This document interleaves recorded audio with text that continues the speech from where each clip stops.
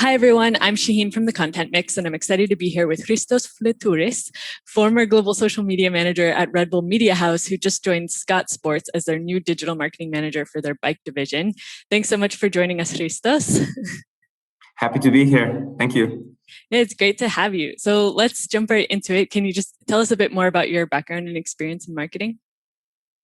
Yeah, for sure. Where to begin, actually? I think the best part is that, I've worked as a social media manager at Red Bull for the past 5 years, which has been like one of the biggest turnarounds that social media has ever had, probably in the last 5 years.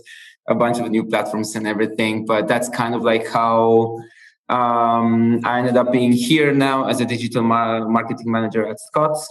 Before this, I've studied public relations. I've graduated from a master in digital marketing and public relations in Denmark at the University of Southern Denmark, which was kind of like the push that I needed to keep going into this field as well. Before that, my bachelor was in public relations. So it was kind of an interesting mixture of everything communication-wise, let's say, and then slowly ended up being like more specialized into digital marketing and social media at the end, which was at that time, and I think still now as well, one of the best turnarounds that marketing could have had, and it's heading into a great direction as well. So it's interesting to still be part of it, but although at a different sort of scale and direction at the moment than I was before. That's kind of like how I ended up here now. I've always had this sort of more creative sides of things, although I come from a family of doctors, so it's completely different, kind of like, the outsider over there. Everybody kind of like agreed eventually that it was a good choice. So, here we are. And you're originally from Greece, and you're now living in Switzerland, right? So what was your journey there? It's a fun journey. So I was born in Greece. I lived in Romania most of my life, and then my master, as I said, was in Denmark, and then I lived in France for a while as well as a freelancer and postgraduate life kind of a deal. In Ireland as well for 6 months for an internship, and then I moved to Austria afterwards for the position at Red Bull, and that was like 5 years ago. And now I've actually just ended the moving process to Switzerland like a month ago. So it's been an interesting European journey so far, and exciting to get that going and see where it leads in the future as well. So it opens up a nice perspective on life, I feel like, because you kind of get the ups and downs of each culture you go through, and it's really cool. Yeah, definitely. That's a very interesting pan-European experience. And then, of course, I'm sure lots of our listeners are probably curious about how did you get your foot in the door at Red Bull? I mean, everyone in content marketing, I think, is familiar with the work they do. It's kind of famous for success in content marketing, especially, and with Red Bull Media House being like the center of all that. So how did you get into that world? Pretty much based on the experience I had before. So I always tried to push myself into creative fields and YouTube channels and video edits and stuff like this. So I've had my experience before this was always focused on this style of content marketing, let's say, which is kind of, it's pretty much what Red Bull does in any case. And then, it was pretty much like around like 6 months after I graduated from my master, and the position was available, and it was an internship at first, which was great. And then I managed to get into the world even a bit more and stay in the world of Red Bull for 5 years, which was quite exciting. So it was like a huge learning curve, and actually a huge experience, kind of, because as I said, started as an intern, so I had to literally, I wouldn't say work from morning till midnight to get going. I don't think that's the point here. I think the idea was that, I tried my best to learn as much as possible and experiment as much as possible. And eventually, it led to bigger things afterwards. So kept an open mind as much as I could, and try to adapt my style of work and everything to what Red Bull does, and it paid off eventually. So that's pretty much how, it was quite, let's say it's an easier way somehow, because it was like an internship first, and then the hard part came afterwards, which was keeping myself there somehow. So yeah. Mm-hmm. And so the role that you evolved into at Red Bull was like global social media manager. Maybe you could tell us a bit what you were responsible for there, and then also why you decided to change gears and go into digital marketing now. For sure. Yeah. So pretty much how my job went there, like position kind of evolved every 1 to 2 years, which actually kept my motivation as well going really well. So I started working on what was at like 5 years ago, Red Bull TV social channels, which is like, the more like video related part of our web of redbull.com. Yeah. And that from there evolved into managing Facebook and Instagram for a while as well, and experimenting with other platforms such as like Snapchat and Musically. That was like years before. And then afterwards kind of moved into managing the YouTube world of Red Bull. So for each, let's say every 1 year and a half or something like this, something new was coming up that had to be managed from our global team over there. So eventually, even the team got split into having for each platforms more or less something going on. And then I was the one on the YouTube side of life, which was actually even better than any other platform. Not to say that any other platform is not amazing in social and marketing especially, but YouTube is a huge world, and it was really cool to work on that side as well for like 2 years. It was actually, as I said, the global social media manager position itself was kind of like mixed with all the channels, and then eventually ended up specializing on the YouTube side. Mm-hmm. I imagine YouTube is like probably the most important channel for Red Bull, considering it's so video focused. One of them, for sure. And I mean, it's the one spot where you can, I think, can actually build a community around your brand. So it's also like a master of a platform. Like the way it works in itself and the way the algorithm works on YouTube is so much different than any other platform, that it's interesting to get to learn it and to understand why things work and why they don't. And then also to end up thinking, it's YouTube having a change or something like this, and all this kind of random thoughts that pass by. And at the end of the day, it's all about the content all the time. So that was for sure interesting. And I mean, Red Bull is almost at 10 million subscribers now, which is huge. So great shout out to the team for helping getting there for sure. Yeah, it's amazing. And can you tell us more then about your new role at Scott Sports and kind of how it differs from what you were doing before? Yeah, I mean, it was an interesting switch, let's say. I feel like after so many years in social media, there was a need to take a step further and focus on a different aspect of online marketing that, at least before, I wasn't necessarily doing as much. And it's kind of like fulfilling the overall circle of the online world. Yeah, because like I've worked on the Facebook and Instagram side and YouTube and TikTok as well. So I've kind of covered that side, but then there's still so much more to it. And there's so many other like campaigns going on, and like the paid side of life and search being a thing. So it was kind of like the part left of the digital marketing that I wanted to focus on more moving forward. And I would say another reason why that happened, well, two other reasons why that happened actually, is first of all, like we all know how last year went and everything. We don't need to focus on that anymore. But like at one point, social media can be just tiring overall as a field in itself.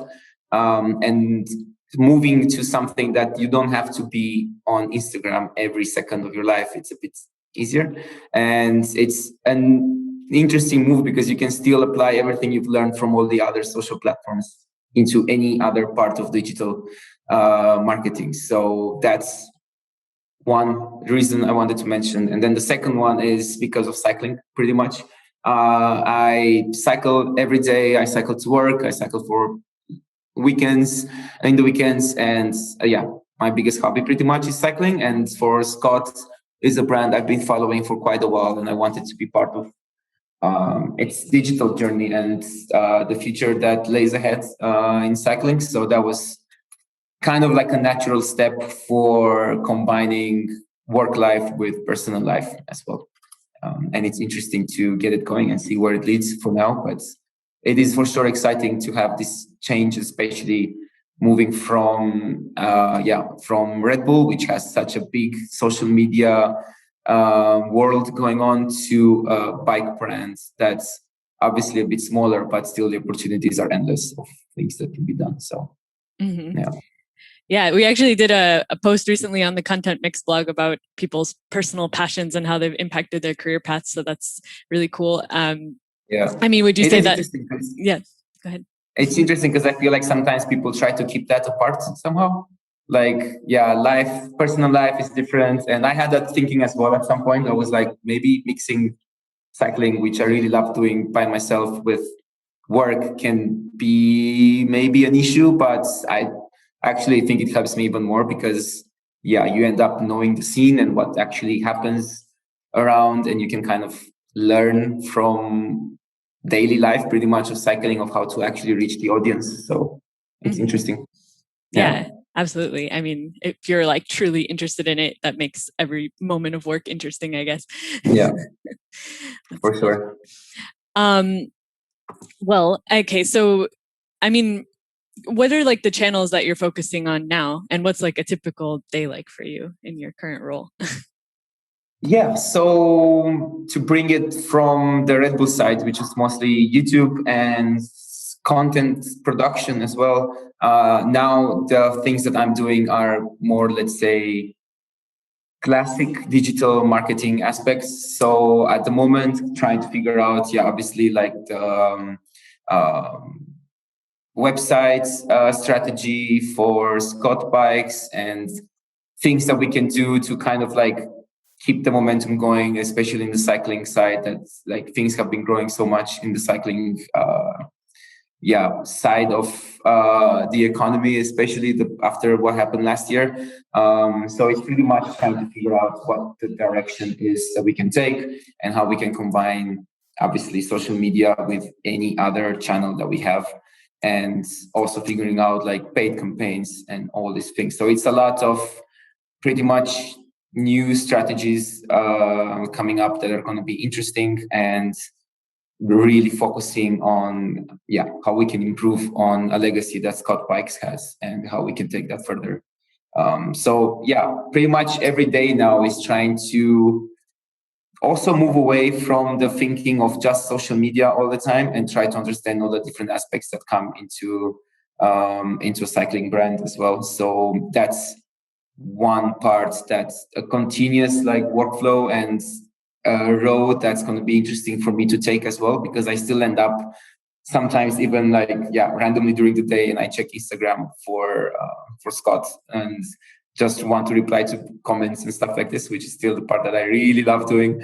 But then it's kind of like, okay, this actually, it's like one part of a huge puzzle that we need to figure out. So it's for sure really exciting. As I said, it's taking everything that I've learned so far to just a different level and trying to apply things for a multitude of channels and distribution plans and everything. And at the end of the day, you depend on like the products themselves being released on a certain date and stuff like this. So it's really interesting to try and change your mindset as well, based on like, obviously after 5 years working in social media, it's a completely different mindset that you have, and deadlines are different. And now you're really depending on the whole company pretty much to get stuff done and to figure out the website as well, and then understand users.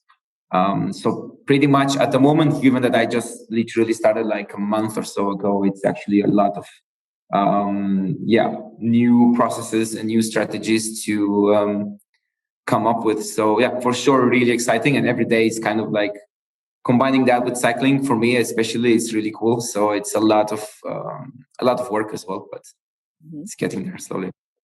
So is social media like still part of your responsibility, or is someone else responsible for that at Scott?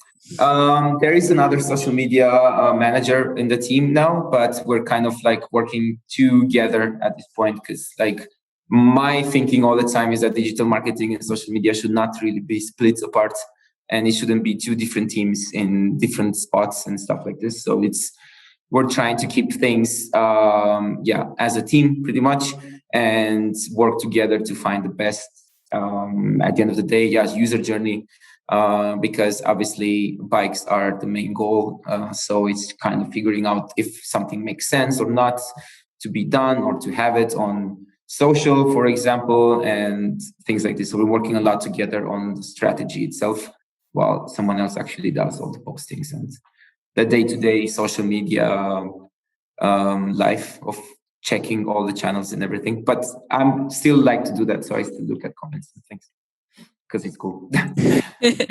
Definitely, yeah. And is content creation still part of what you're doing? Like, how does that play into your role now? Yeah, it's not as much as the moment. It's a lot of feedback and like sharing knowledge and trying to understand what the audience first of all likes, and that's something that I've learned a lot over the past few years as well, to always have this sort of like more audience-centric approach.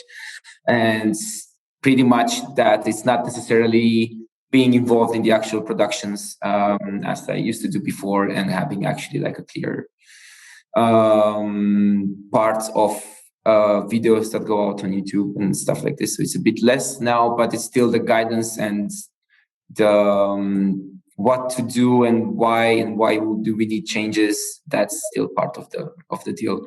And I think that's especially moving on in like 2021 and onwards, like content is still king. So it's important to have this connection between digital, social, and then the production teams as well, and trying to have a clear connection, because things sometimes can get like too far apart, and if you have two different directions, then it doesn't work for anyone. So still trying to maintain that, at least to have like a direct communication, and everyone should be aware of all the changes happening on platforms as well, and algorithms and all these things that play to how to make content. So it's a bit less, but still there.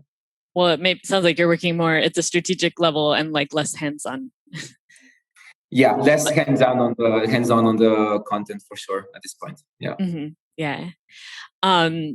But I guess speaking of content creation, like, do you have any examples of like content that's worked really well for you in the past or recently? Maybe, but probably not an example from Scott, if considering it's only a month, but maybe. I think there are plenty of examples I can come up with, but I feel like every one of them is always summed up by having a cool story to it and something that people can relate to, and a clear subject, pretty much. Because I've worked on the YouTube side for the past 2 years, it was actually interesting to understand even more what people consume on YouTube from any perspective, not just the one for Red Bull, but all the time the things that even I enjoy watching, or things that you actually see trending on YouTube, for example, are stuff that are super clear and simple and concise, and have a clear story to them that leads to something, even if it's like a short video or a long video. I think obviously the algorithm sometimes pushes longer videos, which makes sense because they want people to stay and watch on their platform, right?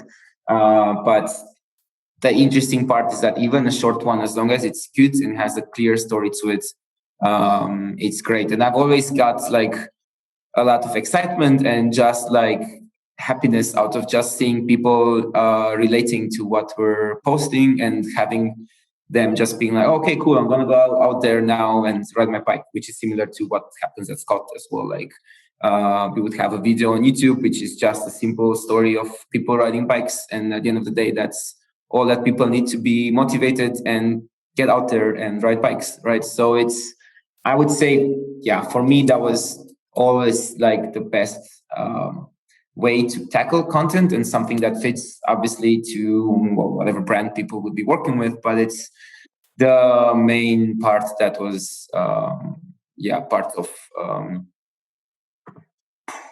all the content that we were doing, and also for me all the time, the best reward was coming out of great stories that people can relate to, and that's pretty much what was going on all the time at Red Bull before, and things that we're trying to build, and actually not build but maintain here as well at Scott. So, so like, who is your target audience now at Scott? A lot of people that ride bikes, pretty much. Like different segments, I guess. Yeah, of course, like the women's cycling side as well. It's a great focus that we're having now, and obviously very important. And not a lot of cycling brands out there have moved into that side that much. So that's for sure one really exciting part to be working with as well. And other than that, yeah, it's actually a lot of audiences, because pretty much there are bikes for any sort of domain, for any sort of audience out there. So it's a lot of a mixture of an audience. From, it's not necessarily a clear focus on Gen Z or whatever other generations out there, but it's a focus on like a lot of audiences. And that's what actually makes it really interesting, because you need to think from a digital marketing perspective on how you can reach a lot of them, and not necessarily a young audience or middle age or older or kids as well. So it's a different perspective on how you can actually get the right bikes to the right people at the right time, pretty much. So, and more of them. So it's interesting to have that going. And obviously, like, Scott has a huge history in mountain biking as well. So that's still one of our main focuses, but you still have road cycling and gravel and all these things still being like huge at the moment. So it's an exciting, interesting combination for sure. Mm-hmm. And I guess, like, obviously at Red Bull, they like the amount of content creation is just huge. I mean, how does that compare to what you're doing now? And is Scott like looking to like increase or become a bigger media producer? Yeah, I think, well, it kind of depends, because having a lot of content, it doesn't necessarily mean that you're always reaching the right audiences and having a clear strategy around it as well. I feel like most brands can even have, okay, you have less content, but you're focusing on the exact thing you want to reach and like the exact audience, and you have a clear schedule, and you know which platforms you want to focus on and what's the goal of each video. And I think here things are different in the sense that everything has to have a clear goal into what we're actually aiming for, and what's the point of that video, and is it going to be part of a paid campaign, is it going to be something else, how do you include actually riders, like all the athletes and ambassadors as well in it. So it's for sure a different perspective, but content is never like, it's still the first place whenever you think of something coming out, and like the next stage that you have, the next campaign going on, like what's the content going to be like? That's always the first question coming up still. It's obviously less than what Red Bull does, because obviously Red Bull covers a lot of events and a lot of sports. So the amount of things that you get there are different, and the amount of access that you have to athletes and creators as well is completely different. So yeah, it's actually interesting to have that that change, especially in the mindset of how I'm working, for example, because before it was a lot of like, oh, cool, there's new content coming out. What can we do with it? Can you cut it into like 1,000 pieces and make something for each platform, stuff like this. And now it's a lot of like being more concise from the very beginning of what's about to happen with that piece of content and what's the plan. So yeah, it's smaller scale, but still, I would say for the scale itself, still the same amount of content that you have to deal with and figure out all the time. So it's an interesting approach. And yeah, as long as it reaches the goals, then that's the way it should be done. So yeah. Absolutely. And well, I wanted to ask specifically, having so much experience with YouTube, if you have any tips for those looking to get more out of YouTube, or just maybe little known features, or I don't know, things about the algorithm to keep in mind. For sure. So yeah, I think there are so many things I can talk about YouTube that can be like a separate part as well. But Yeah. I think the best parts are, as I said earlier, always have like a clear story. So if you're, let's say you're small brand or something like this and wants to have a YouTube channel, just think of what you're actually going to have there that your fans will actually enjoy following, and if that's actually going to help your brand or not, because just having it there for having it for the sake of having it, it's not going to help. And then you're always going to think that, oh, it's the algorithm or something else. But actually all the time on YouTube it happens that most people are not actually sharing the best thing that actually works for their fans. So in this case, it would be just have a clear plan of what is going to happen on that channel and what do you want to post and how often do you want to post as well. Because if you would have it just for a video every 6 to 7 months, and then it's very hard to build an audience. So always have like a clear story to what you want to share there pretty much. And then each video would have also a nice little story to it, no matter what it is, even if it's a how-to or any learning videos or unboxing stuff or anything else that works, or sharing how to work from home or and whatever is trending at the moment. It always has like a clear subject, right? And that's something that people really need to start focusing on when they start a YouTube channel, because I actually feel like that's the most underrated part, that people are still not finding it that easy to follow, although it's always there. And at the end of the day, just have fun as well. That was the best parts of my time working with YouTube, or whenever something was coming out, we were actually having fun posting it and coming up with ideas for it and titles and anything like this, and fun thumbnails. So it depends on your channel as well, obviously, and your brand, but just have fun and have a cool story that can work there. And don't think of the algorithm that much, because the algorithm is the strongest thing around, but it doesn't affect you as much always. So if you kind of, let's say, follow this story that you want to share, then things are going to work out eventually, but it takes some time also. So yeah. But speaking of posting frequency, like, what do you think is the minimum that to start a YouTube channel that you'd need to be publishing? Good question, because I know, for example, like animators a lot, they would only post like one video every month or every 6 months, and still people would watch that like crazy, because that's what their audience is used to. So I think it brings it back to the point of just get your audience used to a certain schedule. So if it's every 2 weeks, then at least people would know that. So try to cross promote that on Instagram, Facebook, wherever, and make your audience aware, like, oh, we're posting every Thursday, every 2 weeks on Thursday. Cool, done. Keep it like that for the next 6 months. And that also can help you make the content on time as well. One of the biggest issues, obviously, on YouTube is, right, like having anxiety and like not getting the post out on time, and how we're going to keep a certain schedule. But if you kind of split it and keep the regularity, then it actually helps you move on from that anxiety. And you can make like 10 videos now that you're going to post over the next 6 months, rather than suddenly having to post it in the next 10 weeks, which can be a different approach, mentally, especially. So, or like posting 2 this week, the next week I don't have anything because I didn't have time to do anything. And then afterwards I have 3 videos suddenly, so I'm just going to dump them all in here. But that doesn't really work. So yeah. Just keep like a clear schedule for your audience, and it can be every week, every 2 weeks. Obviously, if you have time to do it every day, then for sure, just go for it. More doesn't hurt. Yeah. Yeah. but I guess don't commit to a frequency, or don't say you're going to do a frequency and then later not do it. That's probably the worst. Exactly. That also, right. Like audience on YouTube is very like clear, like you know when something is going to come up, and you're going to be there for the creator you follow or the brand you follow or news publisher or whatever. So you kind of know when things happen. So that's the whole point, to kind of keep the audience coming back, and then it's going to help your channel a lot afterwards. Mm-hmm. Yeah. So I think that's a really good tip. Like, choose a frequency that's sustainable for you, and that you know that you can like prepare in advance for a certain amount of time, right?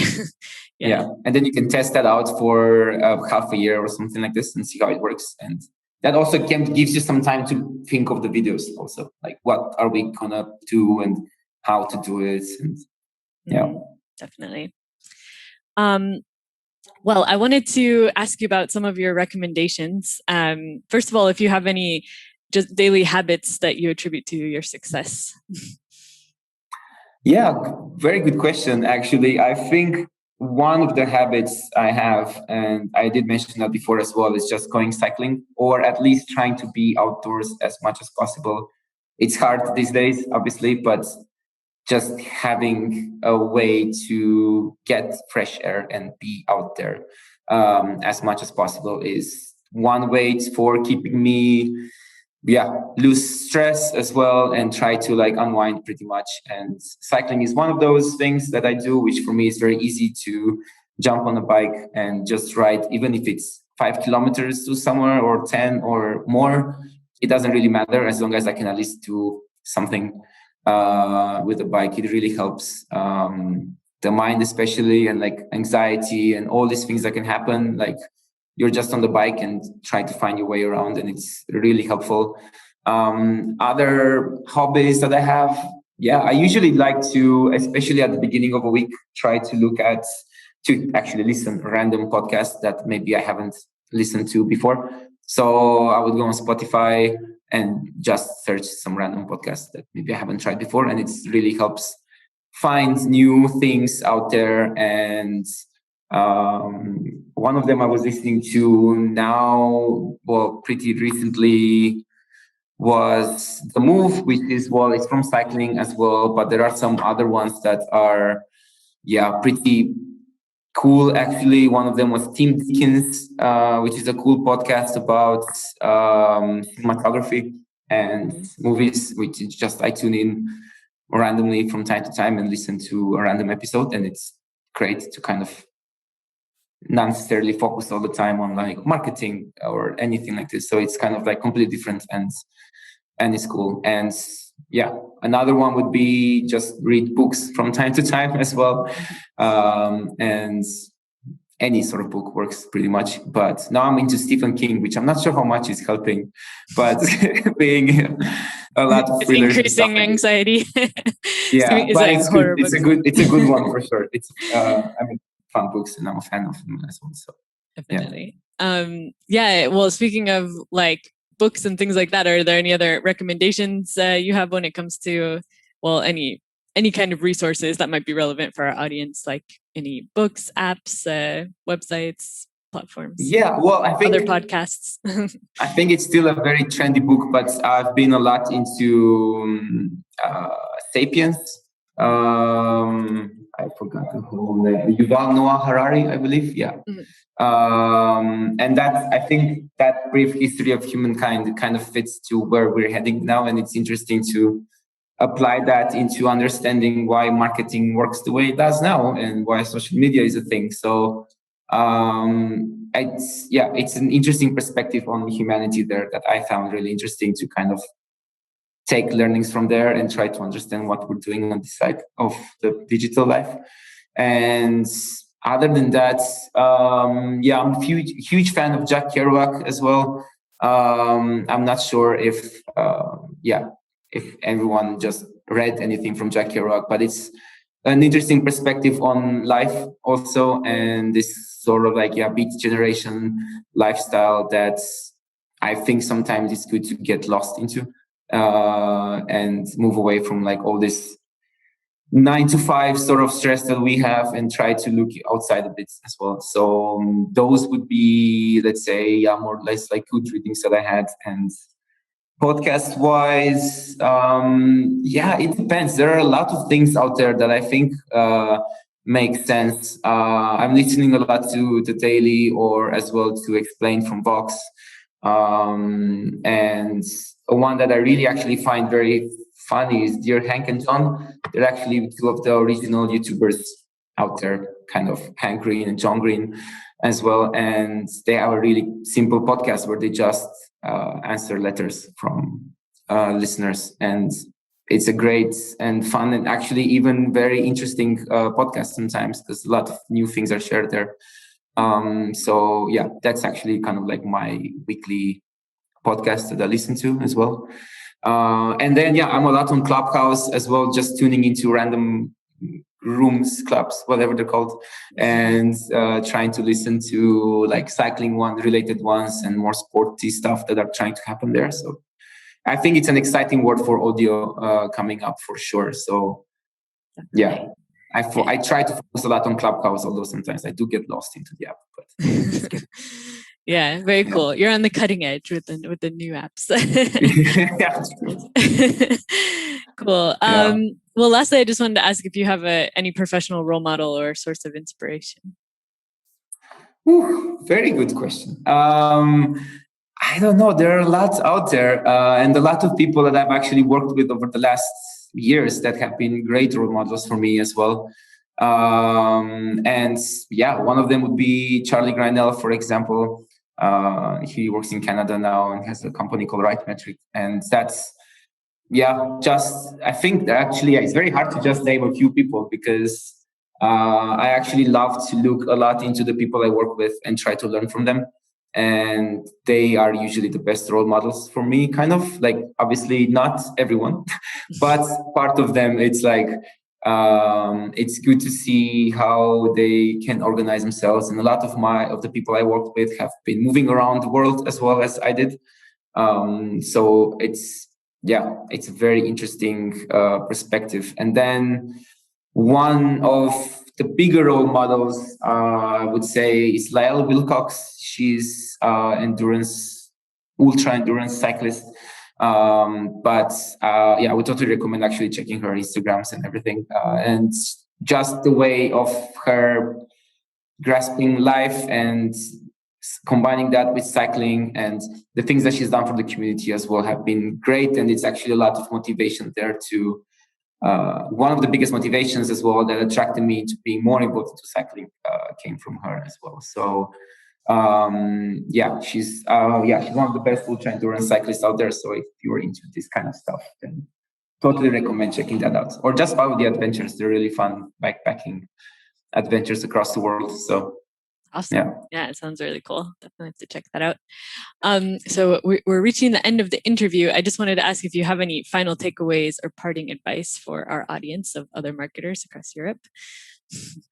Yeah, I think it's a lot to do with try to be outside and don't get lost into the social digital life for too much, especially in these days when I feel like it's very easy to just work from home and you kind of never disconnect, so I would say, even if it's a 5 minutes break of doing something completely different, just do it, or just enjoy sitting on the grass for 5 minutes and to do nothing, which I think was very important. And other than that, bringing it back to kind of like content marketing and the YouTube side of things, I would say, keep an open mind and have fun creating content, because then eventually things are going to work out. So, Absolutely. That's great advice, a great note to end on.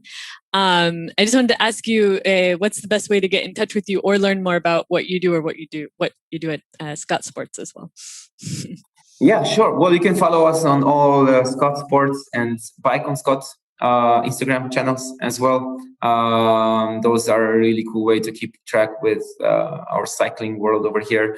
And as for myself, you can find me on Instagram and LinkedIn as well. It's at Hristos Fleturis, which is my name, or on YouTube at The Unshaved Cyclist. That's also something I'm building on now as well. It's a lot of cycling fun stories to keep an eye on. So those are, let's say, kind of my main platforms I'm on at the moment. Excellent. Yeah, we'll make sure to include links to all those in the show notes that go along with this episode. We're all done. Thanks so much, Hristos, for sharing your insights with us. Really enjoyed having you on the show. Thank you for your time as well. And it was really fun talking to you, for sure. You too. And thanks to everybody for listening in today. For more perspectives on content marketing in Europe, check out veracontent.com/mix and keep tuning into the podcast for more interviews with content experts. See you next time. Bye-bye.